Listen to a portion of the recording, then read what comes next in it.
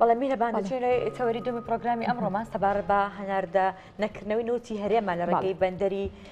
کوردستان جیهانەوە هەڵبەتە لە مانگی ئازارەوە هەناردەکردنی نوتی هەرێمی کوردستان لە ڕێگەی ئەم بەندەرانەوە ڕاگیراوە بە بەردەوامی دانوستان هەیە لە نێوان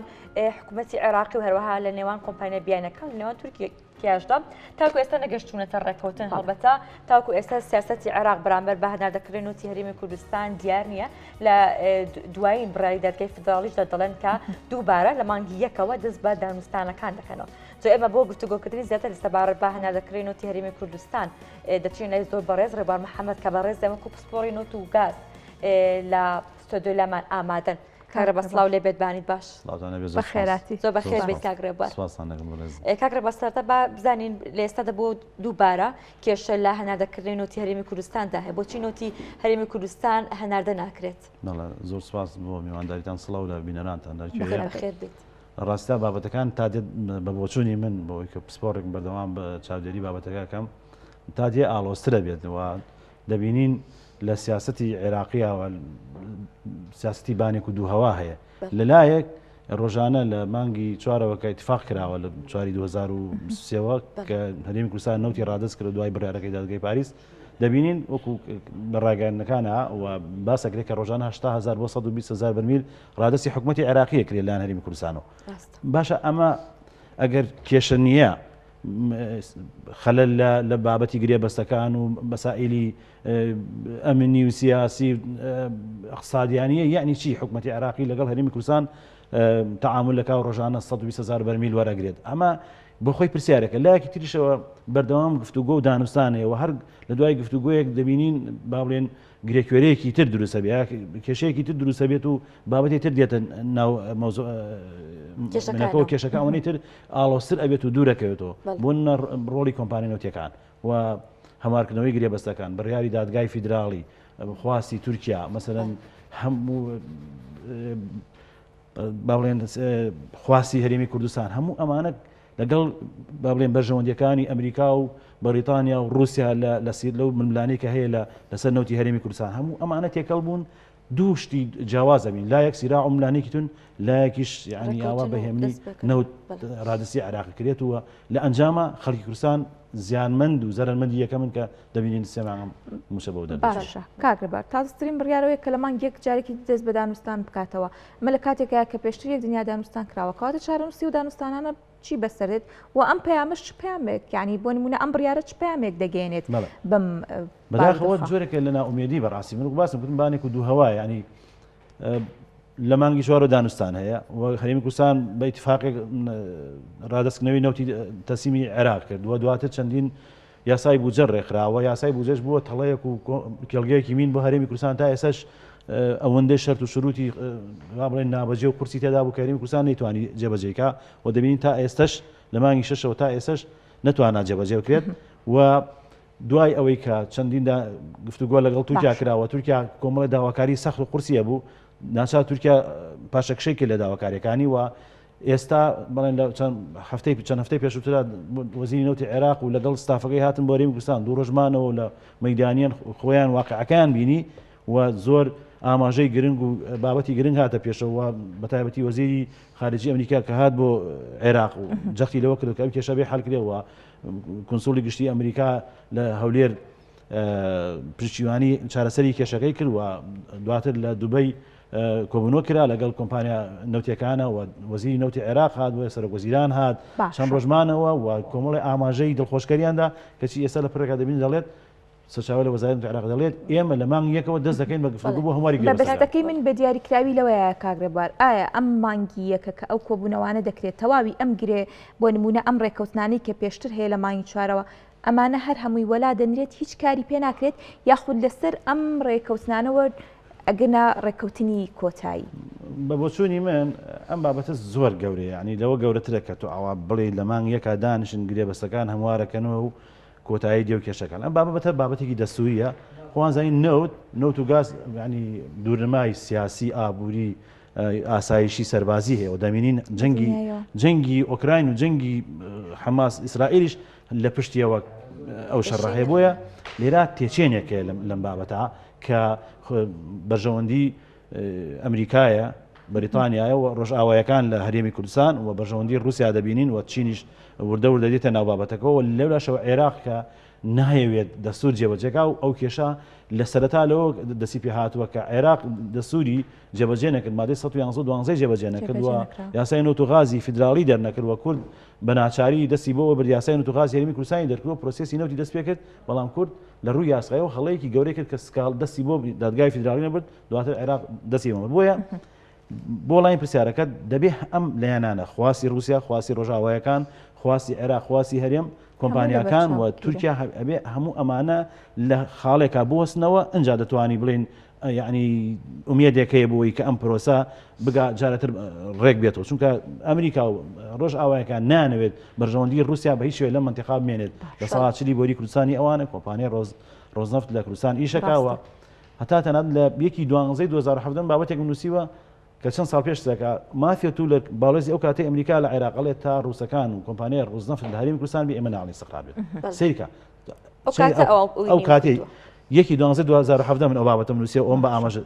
ئێستا 2023 باشە ئەو هەموو ساڵە تێپەڕی دەبینی قسەکەی هاتە دی و هەرێمی کوردستان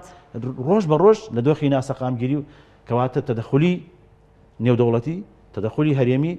کێشەی ناوخۆی هەرێمی کوردستان کێشەیەمان لەگەڵ عێراق و جێبەجێ نەکردنی دەستور هەموو ئەمانە پێکەوە ینی بوونەتە با بڵێن بابەتێکی ئاڵۆسکا و دەبێت لێکلایی بکرێنەوە و لەبەرەوە من زۆر ئومێدم نییە مانگێک شوا بە ئاسانی ئەم بابەتە بتوانە بگەن نەتیجە. کاک ڕێبوار لەسەر حکوومەتی عێراقی داوا لە تورکیا دەکات کە 25 میلیۆن دینار میلیۆن دلار وەکو قەرەبوو بدات بە حکوومەتی عێراقی تورکیاش دەیەوێت کە ئەمە لە حسابی هەرێمی کوردستان بکات هەرێمی کوردستان ئەتوانێت خۆی لەمە ڕزگار کات بەپی ئەوەی کە باسی هەچەند گرێ بەس 50 ساڵێکی ئاشکرانیە خۆڵ نازانێ بەڵام ئەڵێن یەکێک لە بڕەکانی ئەوەیە کە هەر کاتێک بابەتێکی واتە پێشەوە کە تورکیا زیانی بەرکەوە دەبێت حکوومەتی هەرێمی کوردستان قەرەبی بکاتە بەڵام حکوومەتی هەرێمی کوردستان خۆی بە حساب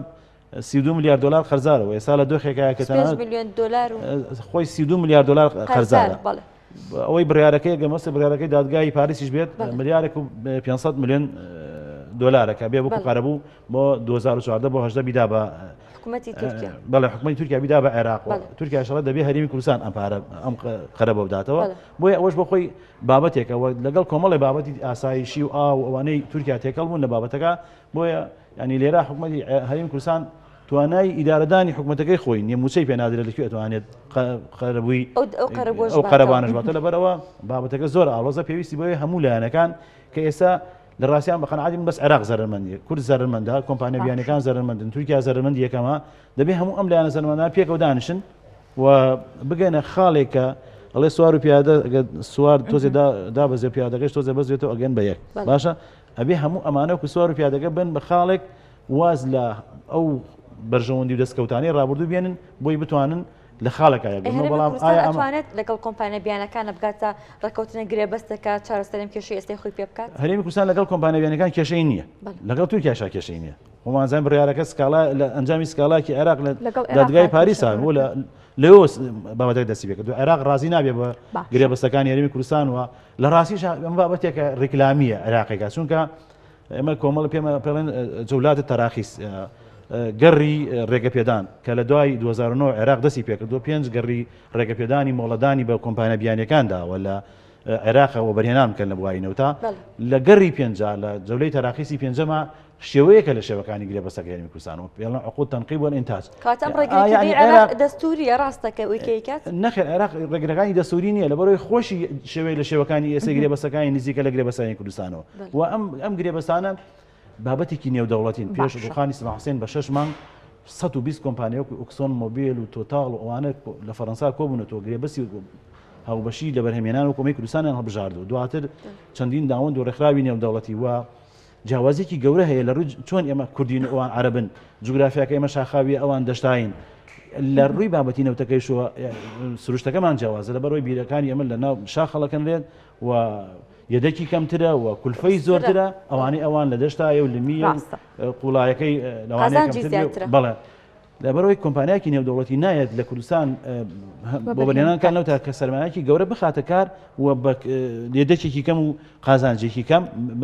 بینەکانی عێراق لە دۆلارێک بۆ 6 دلار قازانجیەیە باشە بۆ کۆمپانیا بیانەکە بەڵام لای ئەمە شەراکەیە لەبەرەوە سەرمایه‌دارێکی بیانی نایەت سەرمایە و تەکنۆلۆژیا و ئەزمموی خۆی لە هەرێمی کوردستان بخاتە گەڕ بۆ بیرێک کێڵگەیەکە یەدەقەکەی کەم بێت لەبەرەوە گەر خازانجەکەی زۆر نەبێت کەم ئاگەڕێت کە لە بەرهەمهێنان تێچوویەکی کەمی هەبێت و تێچی زۆری قازانجێکی باش بێت. تێچی زۆری بەڵام خازانجەکەی کەمترە بێ بۆیە بە شێوەکەی عێراق کوردستان وا ئەبێت بەڵێ ئەگەر بە شێوەکەی عێراق بێت تێچۆکە زۆرە خازانجەکە کەمە بەڵام بە پێچەوانەوە ئێستا ئەو هاتووە تێچووکی زۆری کردە بەرامبەر خازانجێکی زۆری شەوێت بۆیە دوو سروشتی جیاوازەوە دەبێت عێراق ئەم حقیقەتە لەم واقعە تێبگا کە هەرێمی کوردستان خۆی سروشتەکەی جیاوازەوە کێڵگەکانی جیاوازن و یەدەکەکەی جیاوازن بۆیە دەبێت یعنی دان بەو ڕاستیا بنێت کە جۆرێک لە ڕێکەوتن بکرێت سەر ئەم بابەتە بۆی کۆمپانیا بیانەکانیش کۆمەڵێک کارت و وەسایلی هەمەدەستەوەی کە دیفاع لە خۆیان کرد لە گرێبەسەرانی کوردستان پێڵن جێگری یاسایی ثبات تەشریعی ئەو ڕێگریان داناوە لە هەر کاتێکە گۆڕانکاری بکرێت لە یاسا و دەستور و ئەو بابەتانی کە هەیە نەتوان گرێبەسەکان هەموار بێتەوە. باشە کاک ڕێبەر لە هەر بارودۆخێکە حکوومەتی عێراق و تورکیا و ئەو وڵاتانی پەیوەندیدارن بەم بابەتەوە بەبێ گەڕانەوە بۆ کورد دەتوانن ئەم چارەنووسە یەکلای بکەنەوە تایبەت بە هەناردەکردنەوەی نەوتی نەخێر چونکە لایەنی سەرەکی لێرە کوردستان گرێبەستەکە لایەنی یەکەم کوردستان گرێبەسی لەگەڵا کراوە کەواتە کورد چۆن لەم بینەیە مافەکانی خۆی بپارێزێت. ئێمە یەک نیشارەسەری بۆ ئێمە بڵێن ئەبێ لە کۆمەڵ لایەنە دەست پێ بکەین لە یەکەم لەگەڵ عێراقا بە وردی و بە نەرمونیانی تەعاملیان لەگەڵا بکەین و دادگای دەستوری دادگای فیدرالی بکەین بە سەکۆی یەکلایکردنەوەی کێشەکان بەداخەوە لەو ڕۆژەی کە عێراق حکوومەتی عێراق و پەرلەمانەکە ئینکاری پەسەندکردنی یاسای نەوتوگازی فیدرالیان کردووە هەتا ئێستا کورد دەستی بۆ دادگای فیدرالی نەوردە مە پرسیارێکە بەڕاستی یعنی گومانم هەیە بۆچی کورد بۆ بچووکترین شت پەنا بۆ دادگای فیدرالیە بووە کەچی بۆ مەسەلەی مادەی 130 یاسای نەوتوگاز دەست بۆم بابەتە ناوە دەبێت کورد دادگای فیدرالی بکات بە گۆڕەپانی یەکلایکردنەوەی ئەم کێشە ئەوە لەلایەک لایەکتر کۆمپانیا نێودەوڵەتەکان وڵاتانی کە لێرە بەرژەوەندیان هەیە جۆرێک لە تەوازن ڕاگرێت بەداخەوە ئێمە ئەم کێشە بۆچی دروستبووە لە غیابی ڕەوانشان سەرۆک مامزەلا دروستبوو سێرکەن تا ئەو کاتەی ئەو لە ساحە و گۆڕەپانەکە و هەموو بابەتەکە ڕێک جوانە ڕۆیشتە بە بێ کێشە و بێ مشکلە کەچی لەگەڵ نەخۆشکەوتنی ئەوە هەموو شتەکان تێکچوو بۆچی لەبەرەوە ئەو دیزانی چۆن باڵانسی هەموو لایەنەکان ڕاگرێ و قەناعەتیان پێکە خۆ هەر ئەو حکوومەتی عێراق بوو خۆ هەر ئەو ئەمریکا بوو خۆ هەر ئەو بەریتانیا بوو خۆ هەر ئەو تورکیا بوو هەموو ئەو وڵاتانە بۆچی توانی ئەو باڵانسە ڕاگرێت بۆچی دوای ئەو وای لێ هادەبەرەوە پێویستە بگەڕێنەوە بۆ ئەو حەکیمیەتەی بۆ ئەو هاوسەنگی بۆ ئەو تێزەی کە سەرۆک مامزەلا کاری لەسەر کرد کە لەلایەک لە دەوڵەتی عێراق سەرۆک کۆمار بوو لە ساڵ حەڤدەی بوجەی عێراقێنە لایەکی تریش پرۆسێسی نەوتی هەرێمی کوردستانی بردەوە ئاسەی کە گەیشتە قۆناغە پیرۆزەکانی کە کورد 100 ساڵە شەڕ لەسەرەوە کە بەشدار بێت لە ئیدارەدانی سامانی نەوتی عێراقا بەڵامەداخەوە دوای غیابی ئەو تووشی و کێشەبین بۆیە دەبێ بگەڕێنەوە بۆ تێزەکانی ئەو بۆ بیر و بۆچوونەکانی ئەو بۆ هەنگاوانەی کە ئەو ناوێتی چۆن بتوانین لێ کاتە یەک هاوسەنگی ڕاگرین لە نێوان ئەم هەموو لایەنە دژبەرە و بەرژەوەندی دارە بۆی لێ خاڵێکی هاوبەشی هاوسەنگ کە هەموو لایەنەکانی پێڕازی بێ خۆزانی ئەمریکا و بەریتانیا ڕۆژئاوەکان هێزیان هەیە هەژمونیانێ ڕووس هەژمونی هەیە چین هەژمونی هەیە و عێراق دەوڵەتە و تورکیاش لەولاوە و ئێرانش ئێستا هاتووە ناو بابەتەکەەوە دەبێ بەڕاستی بگەڕێنە بەو سەرەتانە بیر بۆ چوونە بەڵێ کاتە کاک ڕێبوار پێت وایە کە هەرێمی کوردستان سەرکەوتوو دەبێت لە سیاسەتی سەربەخۆی هەناردەکردنی نەوتی هەرێمی کوردستان نەخێر بەم شێوە سەرکەوتوو نەبین بەڵکو شکستمان خوارد شکست لەوە شکستتر ینی ئەوە چی ینی لەوە زیاتر تۆ نەوتت لێ وەرگیراوە تۆ ڕادستی حکوومەتی عراقی کردو بۆت نییە بە هیچ شەوەیەک نەوت هەناردە بکەیەوە ئێستا ڕۆژانە 120,000 بەرمیل نەوت ڕادستی عراقیت بە قەرز پارە دەدات کە بە پێچەوانە لە بەپێی مادەی 111 نەوت و غازی هەموو عێراق مولکی گەلانی عێراقەوە پێی یاسایەک ئیدارە بدرێت بە پێی یاسایەتی دابش کرێت داهاتەکەی و ئێمە لە نەوتی بەسرا شەریکی وەکو عەرەبێکی بەسرا ئەوانش لە سێمانی بگەڕێنەوە پێش 2014 ئێمە لە ساڵ حەڤدەی بوجەی عێراقمەوە ناگرت خۆ نەوتمان هەناردە ناکرد دەستور حەقی بەڵدا یعنی حکوومەتی عێراقی ملزەمە مافی کورد پشکی کووردا لە نەوتی عێراق و ئەم دۆسیە بەجیا سیر بکرێت بۆی بتوانن قۆناغ لە ڕوانگەی دەستور و ئەم بەژەوەندیانەوە چارەسەر کرێت. زۆر سپاس بۆ زۆر بەڕێز ڕێبار محەممەد پسپۆر لە گرێبەستی نەوت و غاز زۆر سپاس بۆ تۆ سپاس بۆ ئامادەبوونەکان. سپاس بۆ بەڕێستان.